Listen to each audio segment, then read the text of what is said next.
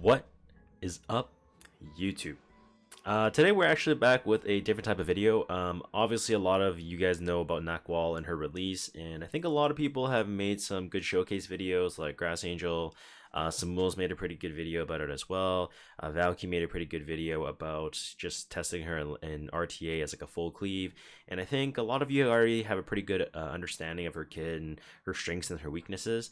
I want to do a little bit something different, something a bit more of my specialty, in which how she's going to be affecting the Guild War meta and how much of an impact she's going to have. I'm going to be talking over a few different things like how you can build her, what are some common options you can run with her, what type of solutions are you going to run into a Nakwhol, and things you should keep in mind while fighting this defense and setting this up as your defense moving forward. Now, if you guys do enjoy this type of video where I highlight the strengths and weaknesses of certain characters in Epic 7 for Guild War, whether it be offense or defense, please let me know in the comments below so I can do more videos like this in the future. But as always, please drop a like, comment below, subscribe if you haven't already, and I hope to see you guys in the next video. But without further ado, let's jump straight into it.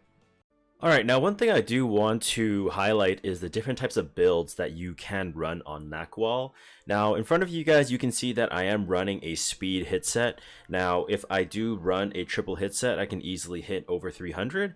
But personally, so there's different types of defenses. So as you guys know, if you're in a fort, you probably don't want to be very slow. If you're in a stronghold, you probably don't want to be very slow because you want to be kind of impactful and not just get full cleaved, right? But I think the potential for building a Nakwhol defense is very high because obviously you can run artifacts like Guiding Light. You can run artifacts like maybe even Song of Stars. You could run artifacts like her own artifact, actually. I actually don't even know the name of it since it's so new. Elgaic Candle. You can run that as well. I think there's a multitude of artifacts that you can run, but I think most popularly will probably be Guiding Light. Or Cursed Compass. Now, as you can see here, the idea behind Nahkwol is you want to land the reset. And if you land the reset and you just cycle, considering the fact that she is going to be receiving speed buff on her S2, it's going to just make her lap super fast, right? And that's why I think effectiveness is a really popular build that we'll be seeing a lot more. But I'm going to pop up a few different builds on screen as well, like the speed variation, as you can see here.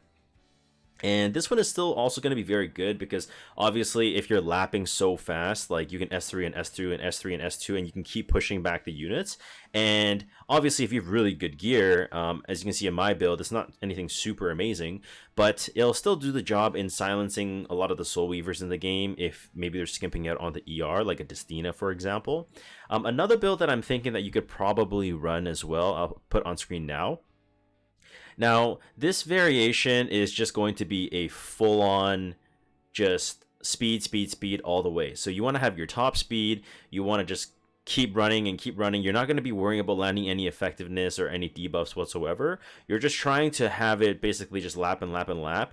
And you could run this with Infinity Basket, as you can see, right? It's because as you're lapping more and more, you're triggering potential dual attacks, and you can even run things with Unity Set that can also ruin people's day. Now, in Guild War defense, obviously, you're always just looking for as little of an advantage as you can get, whether it be a Unity set, whether it be an artifact difference, whether it be, like I said, triple hit set. There's just a lot of different builds that you can go for, and I think hopefully this kind of inspires you guys to build your Nakwhol as a trap defense, because I think a lot of us are not really able to make like a 310 Nakwhol or something like that crazy, right? Maybe we can hit 280, maybe some of you can hit 270, but at like a 210 build, maybe you can get like super high effectiveness. So make sure you guys try to, make the best use of her on defense. So those are some of the builds that I recommend, and let's talk about some supporting characters that will really help her flourish in this current meta. Alrighty, so most of you guys know I am the stronghold in Talentless. It doesn't really matter. I mean, it's stronghold. It just means that I just get my shit running, basically, as you guys can see here, right? But anyways, I think Nakwhol, for the first suggestion, I think replacing Ran with Senya Lilius with Nakwhol can be pretty useful because the AoE death break, the speed buff, the silence, the control. Oftentimes people are running things like Destina into like the Senya Lilius combo. So Nakwhol could be really good in the sense that they get reset, they get potentially AoE death broken, and you have Senya and Lilius just just running it in, and guess what? Like, they're probably dead, right? So that's one suggestion I can make. I think another one that I'll throw up on screen right now is any pairing with Emma Landy. I think any pairing with Emma Landy will be really good because Emma Landy is the premier anti-cleave unit, and she just puts so much pressure on the attacker because she can do things like injury. She can do things like salvo and Elbrus. She can do things like holy sacrifice. She can be base speed. She can be on speed boots. She could be on like a variation of different builds, and she's a very scary unit to fight against, as you guys obviously know. And that third unit can be pretty flexible, right? So you can run things, say, like maybe an Ilanav, maybe a Shu, maybe a Mortalix. You could even try maybe running Zeo, because when you look at the defense and you think of Nakwhol, it's like, oh, okay, well, maybe I can just outspeed, and then they're going to go with Ran Cleave. Then if you have Zeo there, that's going to deter them from running Ran Cleave, and just running like Ran, Ida, Elena, and something like that. So I think we're going to just break into some of the builds that I would recommend with Nakwhol right now, but I think those are just some high level what I think would work on defense, and just try it out and let me know how it works for you guys. But let's quickly jump into some of the other units builds as you're going to be pairing them with her. So let's go ahead. Alrighty, so just a full disclaimer, these are the stats that I have been using on some of my defenses in the past, and unfortunately, now I'm probably going to have to change them because people are going to see it. But anyways, I do want to give you guys some ideas on what units I would bring with Nakwhol and Emma Landy, given that she's kind of the main character for this video. So first of all, we have Ilanav here on Holy Sacrifice, and we have immunity on Speed Set. Now, the idea for Ilanav is that she's going to apply a lot of injury, which is going to put a lot of pressure on teams who are going to want to tank down. Maybe they're going to want to do something like a Dark Corvus and things like that. She puts a lot of pressure on those Earth Soul Weavers, and I think out of all the exclusive equipments, I think running her S3EE, which is going to be a 50% CR push after using S3, is probably going to be your best bet. You could try running it with some other options. Maybe you can even run like a counter set on Ilanav. But personally, I think that if I'm going to be running a high effectiveness or maybe like a fast Nakwhol, I'm going to want as much damage going to the right side as possible. So I want to have Emma Landy giving us the anti-cleave. I want Nakwhol to give us that pressure on the opening and resetting them, and Ilanav's going to put that injury on. And if they don't bring Dark Corvus and we have Holy Sac, it could cause some problems for some people potentially. But that's probably one unit I would recommend that you can try out. Obviously, she just came out, so I haven't seen a lot of these defenses yet, but I think on paper it should work. Another premier unit I think is going to be Shu. Now, I think Shu, if you're in a fort or a stronghold, you're probably going to have to run snow crystals just so that you have some benefits of RNG. For those of you that don't know what snow crystal does, you basically get anti-crit, and when you get when somebody misses crit on you, basically that you just get CR pushed, and the higher your artifact is, the higher it's going to give you for more CR. But I think counter set's probably your best bet. You probably don't want to go injury, because as soon as they see that it's injury, it's going to be pretty easy to just kind of hard focus the Shu, and it might not be that great. So this is going to put a lot of pressure, obviously, for basically just any attacks, right? If they don't have Alien, if they're not rank cleaving you, if you're running a really fast variation, if you have really good speed gear, maybe you can make a 300 or a 305, or maybe you're an Asia Whale and you can make a 310 Nakwhol.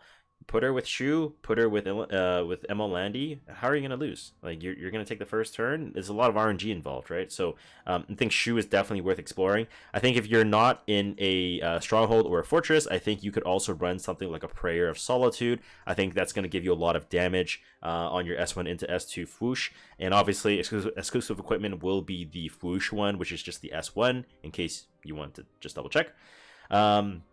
For the third unit I recommend is going to be Alencia. So personally, this is the Alencia that I had in my previous defense against Palladia that you saw in the previous video. This one is going to be a 30k Alencia, and you may be thinking, well, why run an Alencia that's so like super high HP?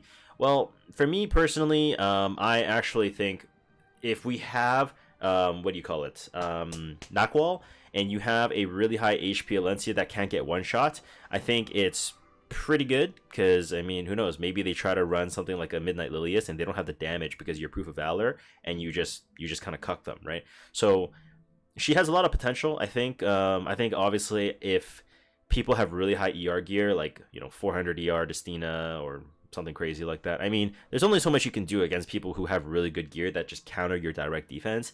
But assuming that they get reset, yeah, I mean, I see this working. It puts injury, is really hard to kill. She has the potential to kind of pop off at the end, considering that if you had to focus MLND hard, she's just like max injuring your team.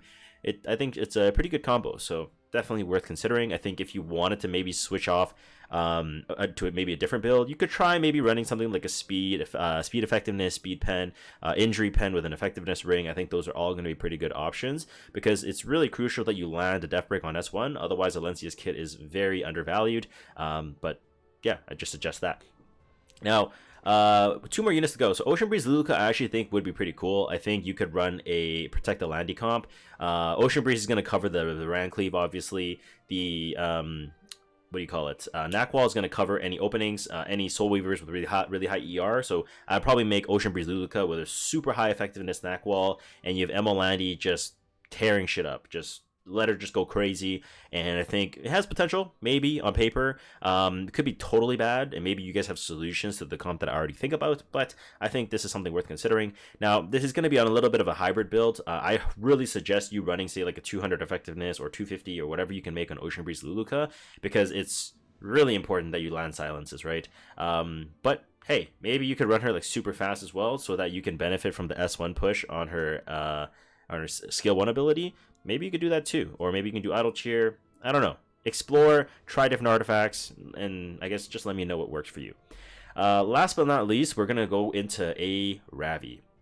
Now, a Ravi is, for me, I think is going to be pretty good because it forces the opponent to bring a light bait that's not squishy, right? So what are some light baits, right? Obviously, there's things like Spirit Eyes Celine. Well, Spirit Eyes Celine might not crit, so she might just die, and we can proc salvo, she dies. Well, there's things like Doris. Okay, well, Doris, like, it's going to get max injured down. She can get reset. Like, things get weird. You have to bring an Earth unit to bait as well with Nakwhol on the field, so things can get a little bit awkward. So, Doris doesn't seem that great either, right? Now, so what other options are going to be left? You're not going to run a tank like an Arrowell or a Last Rider Crow, because they get injured. It's not really good. So realistically, you probably only have one option being like Fighter Maya, I think. And I don't think a lot of people are going to be running Fighter Maya into Nakwhol and Molandi, since like it seems really difficult to kill. But hey, 3 videos ago, you guys did see the Rocket Punch F Maya tech, so it could work against that. But for those people who don't have F Maya or don't have Rocket Punch, you could definitely punish those people by running A Ravi as well.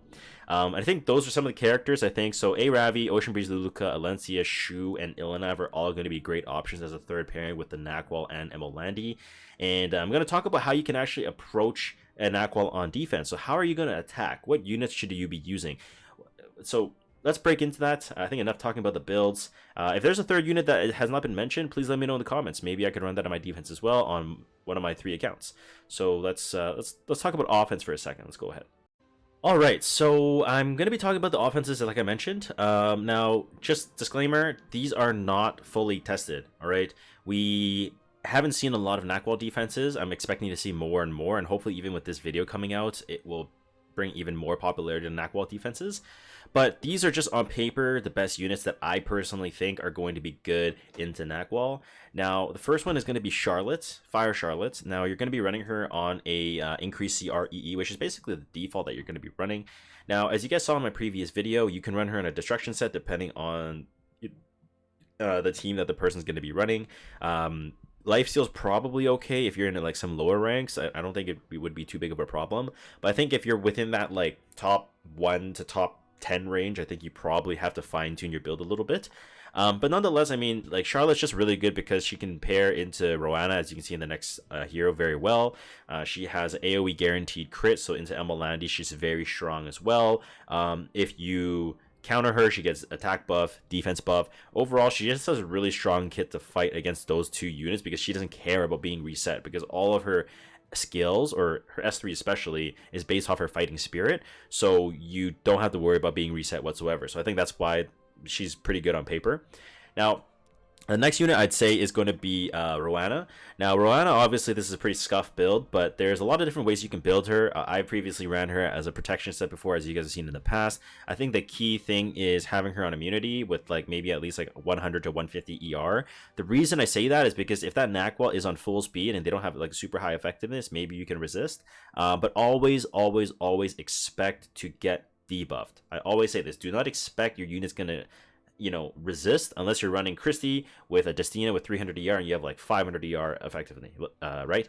So Emerana is obviously just one of those units that you're going to pair super well with Charlotte, or you can pair really well with MLken, because MLken, obviously, he doesn't care about being reset either. So I think Roanna is going to be really good to be that bait for the Nakwhol and also hold Idol's Cheer, which is really important. Or you can hold a artifact like Shamadra Staff, or you can hold other artifacts like Celestine. A lot of different variations that you can go for. It really just depends on the build that you have on your Roanna. But I think she's a premier pick that we're going to be seeing a lot more into Nakwhol. And obviously this is all based on scouting, not based off of follow-up attacks. Now, the third unit is going to be Ambitious Tywin. Now, I personally think A Tywin is really good because obviously she resets, she lands debuffs. If he gets hit, he cleanses. And there's a lot of comments in my previous video about how, your A Tywin resisted. What if he's reset? Well, as you can see here, I have my A Tywin at 215 speed. So even if I get reset, I can S1, and then my second rotation after, I'm going to be able to S3 to land a death break, because when you are enraged, you will have a 80% chance to land death break. And to be honest, I mean, I think like 80% is pretty good, because if you land a death break and the rest of your team goes, they might just potentially die. But I think A Tywin's obviously very good because he can hold things like Adamant Shield, or he can hold Aureus. Obviously, I think other artifacts are probably pretty dead at this rate if you're attacking, but this is probably the build that I would go with. For the third unit, I'd say LR Crow could be pretty useful as well, because LR Crow is really good into Nakwhol, because obviously if she S3s, it's an AoE attack. Your S2 is basically going to give it a barrier, and it's going to cancel out the reset on your S3. So your LR Crow is still going to be able to press S3 to provide that immunity for your team, and it's really good into Emelandi because that AoE can cut her down. If she S1s into you and salvos, you're going to get a lot of free skill cooldowns off your S3, right? So that's what I'd say. But yeah, I think he's probably in like the B or C tier in terms of options, but I think he's still really good on paper, and I think there needs to be a lot more testing before we come to a conclusion on whether or not he's good or bad. But on paper, he's good. Inferno Kawazu obviously is going to be one of those characters that I think is always going to be good. I think you want to bring him with someone like a book. So as you guys know, his Soul Burn is going to grant him an extra turn. So if he does get reset, he's going to S2. He's going to heal up. He's going to push up with a CR push. And Inferno Kawazu was recently buffed, obviously. So he's doing a lot more damage now. So I think that if you bring a book with him, so you can Soul Burn S1 into an S3, and you have that higher damage. Maybe you're running something like a Tashi as well. He could do really good damage and just one-shot the Emelandi if there's no mitigation. Or if you maybe you want to just one-shot the other units that's not a knight that doesn't have Holy Sacrifice, it could be a good option as well. But personally, I think for most of you watching this video, you can just slap it into Emelandi and just kill her with Benny Marutachi. If you're in the higher ranks, I don't need to explain it to you. You guys probably already know of all the traps. But yeah, I think on paper, this could be pretty good as well. The third unit. Now, this is a premier unit that I have still yet to build. He has some very peculiar gear, as a lot of you know. He doesn't need crit. He just needs a bunch of crit damage and bulk and attack. Now, I personally think that he is very, very good into Nakwhol. And the reason for that is because number one, he doesn't care about being skill reset.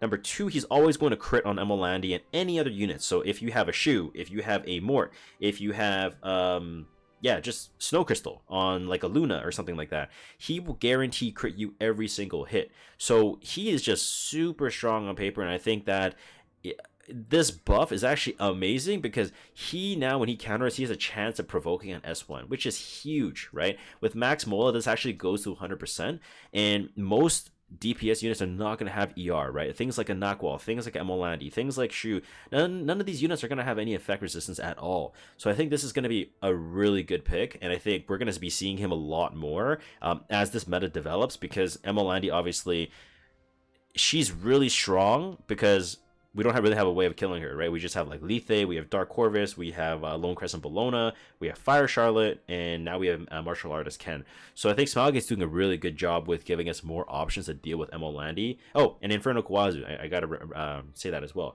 But yeah, so far I think he's really worth investing. I'm going to be building him next, and I think you guys should too, because he is going to be a solution into a lot of your guys' Guild War battles moving forward. And if you already have a plus 15 from like 3 years ago, I think you can rejoice, because now you're really getting paid for the fruits of your labor or something. I don't know what people say, something like that, but it's a good feeling. But anyway, you should be running a lifesteal or destruction plus penetration set. I think those are just the go-to.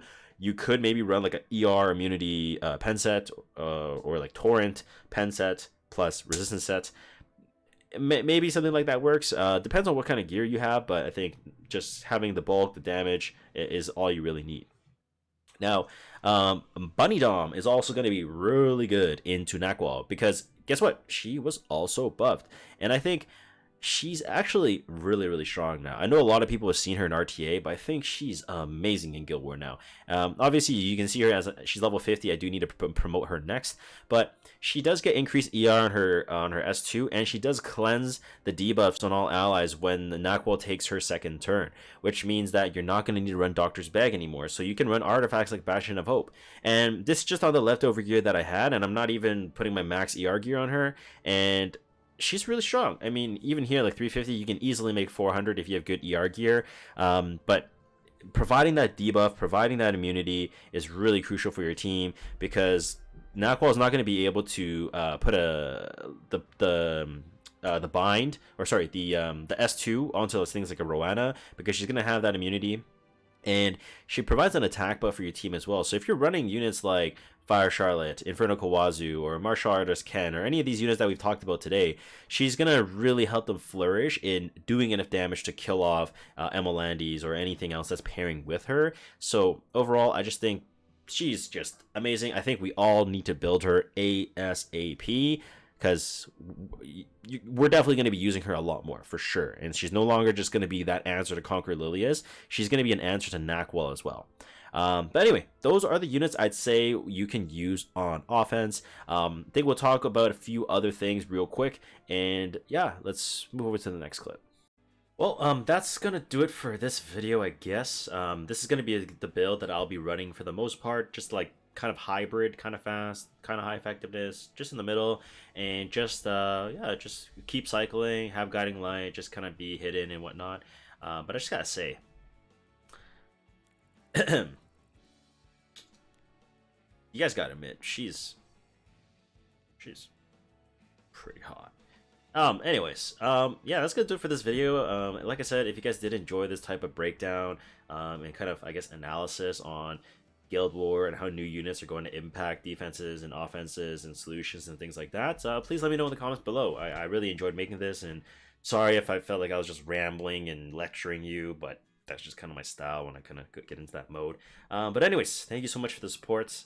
It's, yeah, I'm really thankful that I'm able to like make videos and like fucking you guys watch it. So thank you so much, and yeah, I will see you guys in the next one tomorrow. So please like, please comment, please subscribe, please, and you'll get good RNG forever.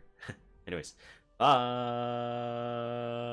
Oh, actually, it's not a vikchun video if we don't have at least one flex. So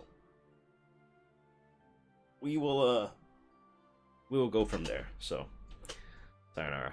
Bye.